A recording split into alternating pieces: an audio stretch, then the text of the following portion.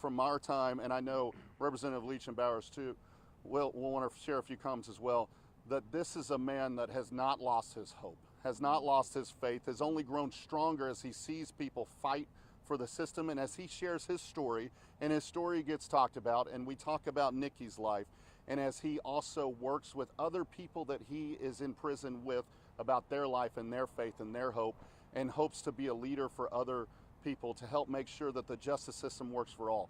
So let's all keep Robert's faith and keep his hope over the next 8 days, knowing that good can come. As we have seen in the past, good has come from the hard work and actions of individuals like our colleagues, especially the actions of Representative Moody and Leach for the last time. So I want to bring them up, and then we'll want to take some more questions as well.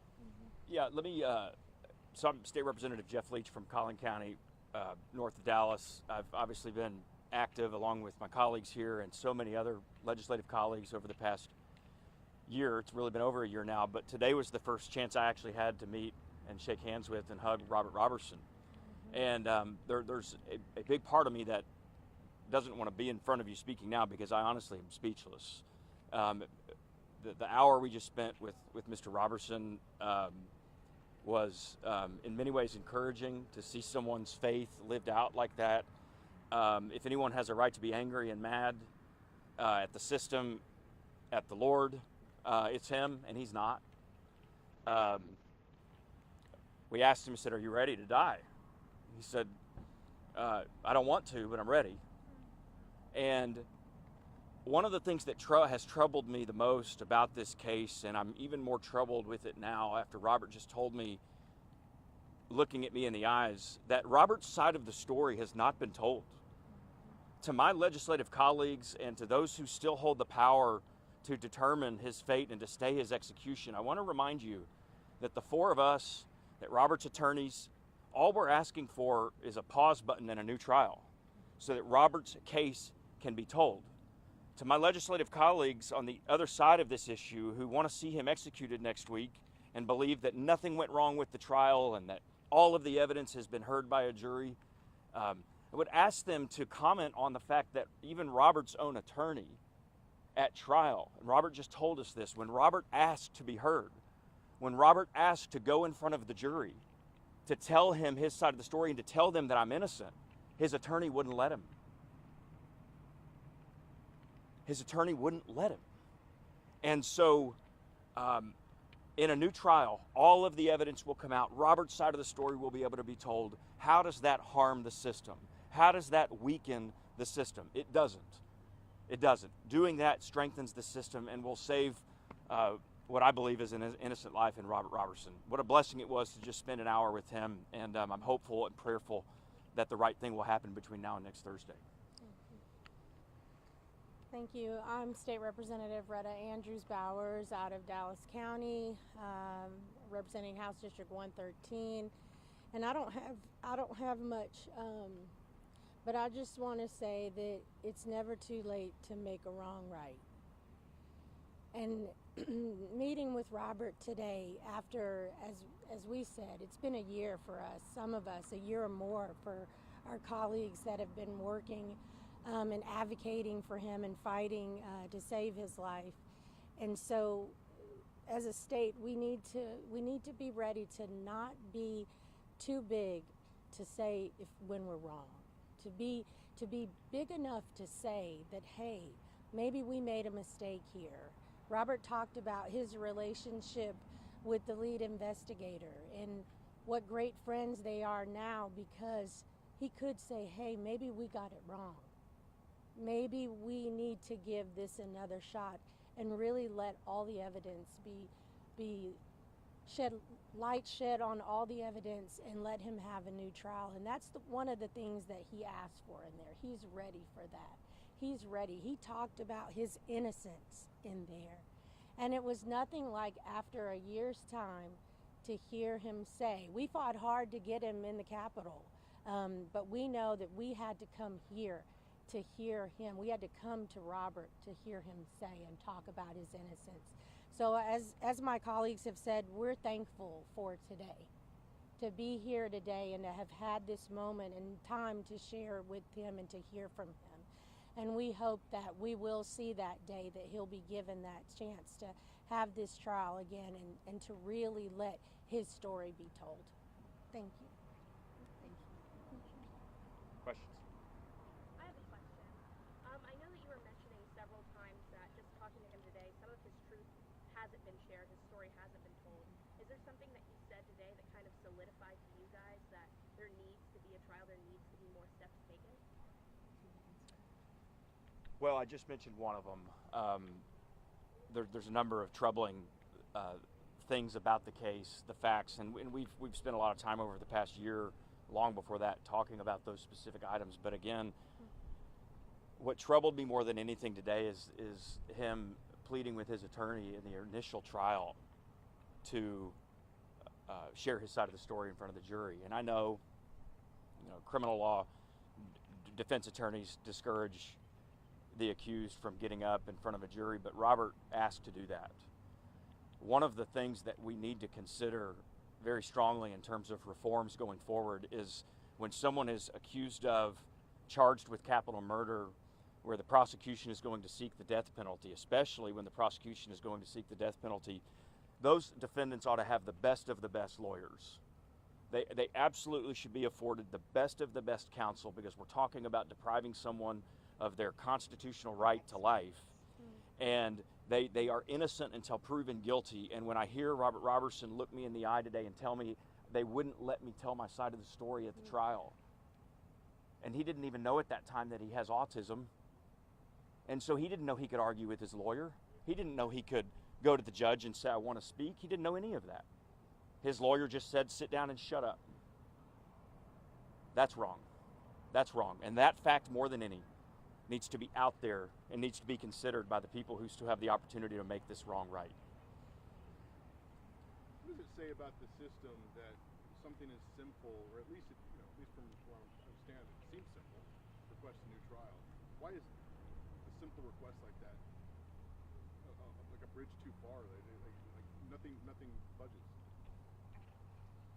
There's no, I don't know how to answer. Ask our colleagues who are intent on seeing him executed next week. I don't know the answer. Exactly. I don't think any of us know how to answer that. But I think when you have organizations, even Crime Stoppers, advocating for a new trial for Robert, that should make everyone push pause. That should make everyone take a look at this case closer. There is nothing wrong with giving a new trial, not a single thing. A bunch of Crime Stoppers and a lot of organizations and individuals are not saying let him go, not saying release him, saying a new trial. So the four of us up here don't really know how to answer that question as to why is that a bridge too far, because for, I'd say, reasonable people, it is not. Our justice system depends on fair trials and due process. Robert was afforded neither of those. I have a question. What are the next steps now? I know the execution date is set for the 18th, and you guys met with him today. The 16th. You guys met with him today. So talk to me about what is the next step if nothing is done in the next few days. So from a legal perspective, Robert has pending appeals in front of not only the Court of Criminal Appeals, but the Fifth Circuit.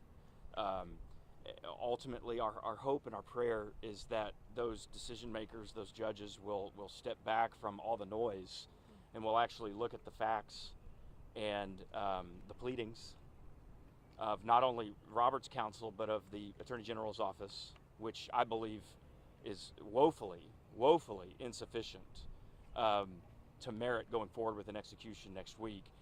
Those are Robert's two best chances right now to have the execution stayed. We have, of course, we're praying for a miracle, but I think from a legislative perspective, other than speaking out, I'm not sure there's anything procedurally we can do.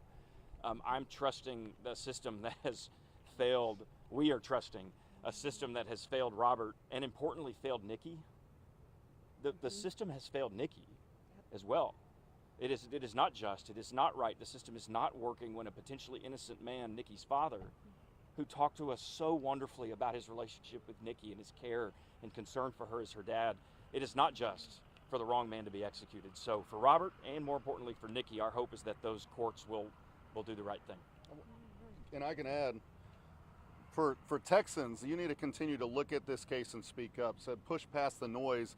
Don't just assume because he's on death row that means he's guilty. Let's look at the case. Let's look at how the science has evolved and speak up.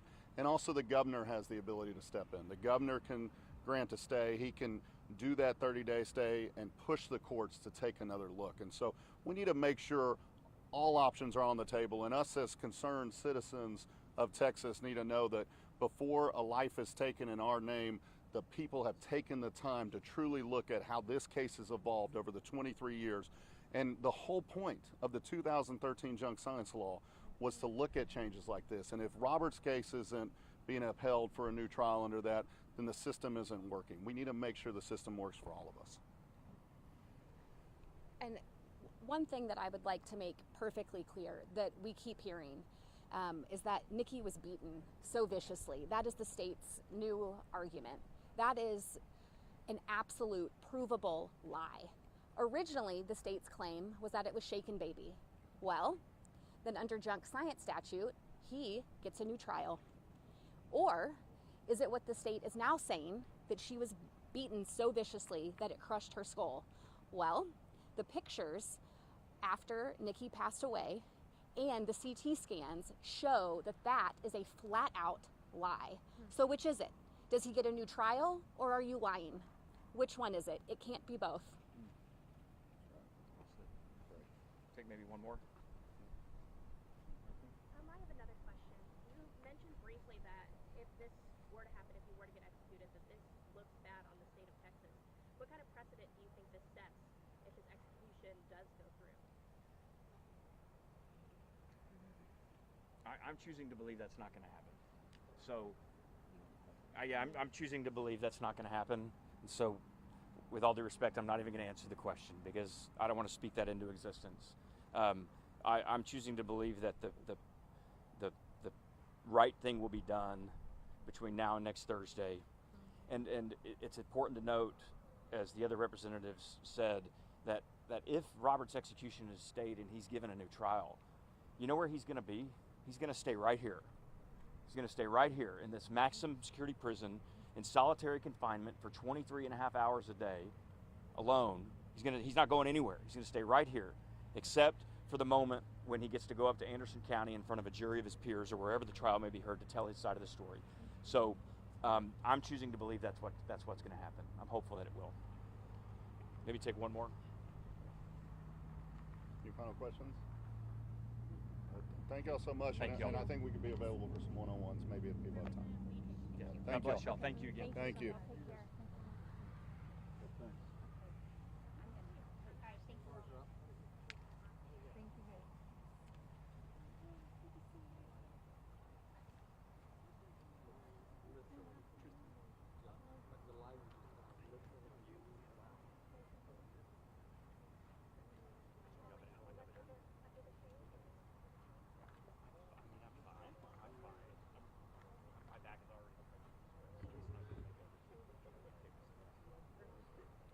Which one are you? You're this one, right? Yes, sir. No, I'm the little one. This little ring. Oh.